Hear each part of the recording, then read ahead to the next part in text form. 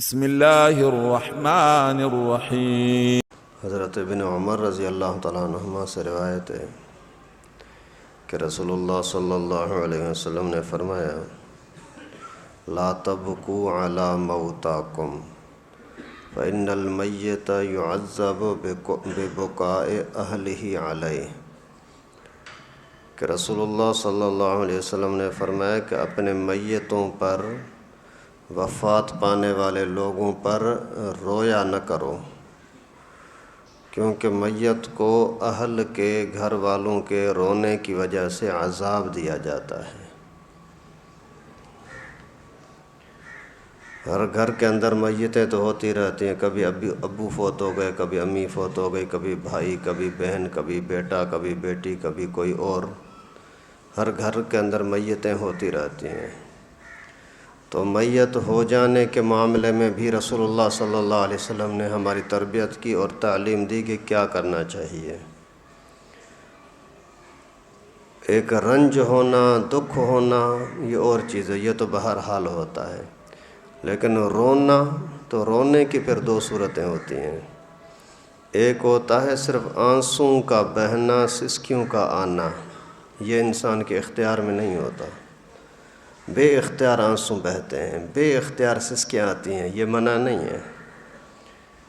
اور دوسرا ہے آواز کے ساتھ رونا، چیخنا، چلانا، جاہلیت کے زمانے کی آہو پکار کرنا، یہ انسان کے اختیار میں ہوتی ہیں۔ یہ اگر روکنا چاہے تو روک سکتا ہے، جبکہ آنسوں کو اگر روکنا چاہے تو رکتے نہیں ہیں۔ اس وجہ سے چیخنا چلانا ناجائز اور حرام ہے، اور اتنا خطرناک ہے کہ اللہ کے نبی صلی اللہ علیہ وسلم نے فرمایا کہ آپ کے چیخنے کی وجہ سے آپ کے میت کو عذاب دیا جاتا ہے۔ کیوں؟ آپ کو تقدیر پر ایمان نہیں ہے؟ آپ مانتے نہیں ہو کہ اس کے اندر روح، جو سانس ہے، یہ اللہ تعالیٰ کی طرف سے امانت ہے۔ اللہ تعالیٰ نے جو امانت دی تھی وہ ابھی واپس لے لی۔ ابھی امانت کو واپس کرنے کے اندر رونے کا کیا مطلب ہے؟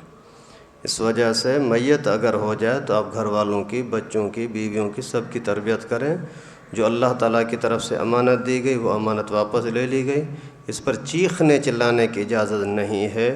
اور رنج اور صدمہ جو دل میں ہوتا ہے اس کی منع نہیں ہے، آنسو بہتے رہیں۔ پیغمبر کریم کا بیٹا ابراہیم فوت ہوا، پیغمبر کریم کی آنکھوں میں آنسو تھے۔ صحابہ نے عرض کیا: اللہ کے رسول آپ رو رہے ہیں؟ پیغمبر کریم صلی اللہ علیہ وسلم نے فرمایا: یہ جدائی پر، بچے کے جدائی پر غیر اختیاری آنسو ہے جو میرے بس میں نہیں ہے۔ اس وجہ سے رونے دھونے کے اندر اپنے رونا دھونا کر کے اپنے ابو کے پر ظلم نہ کیا کریں، اس کو عذاب کی طرف نہ دھکیلا کریں۔ اللہ تعالیٰ سے دعا ہے کہ اللہ پاک مسلمانوں کو مسائل کو سمجھنے کی اور ایک دوسرے کے حقوق کو ادا کرنے کی توفیق نصیب فرمائے۔ وآخر دعوانا ان الحمد للہ رب العالمین۔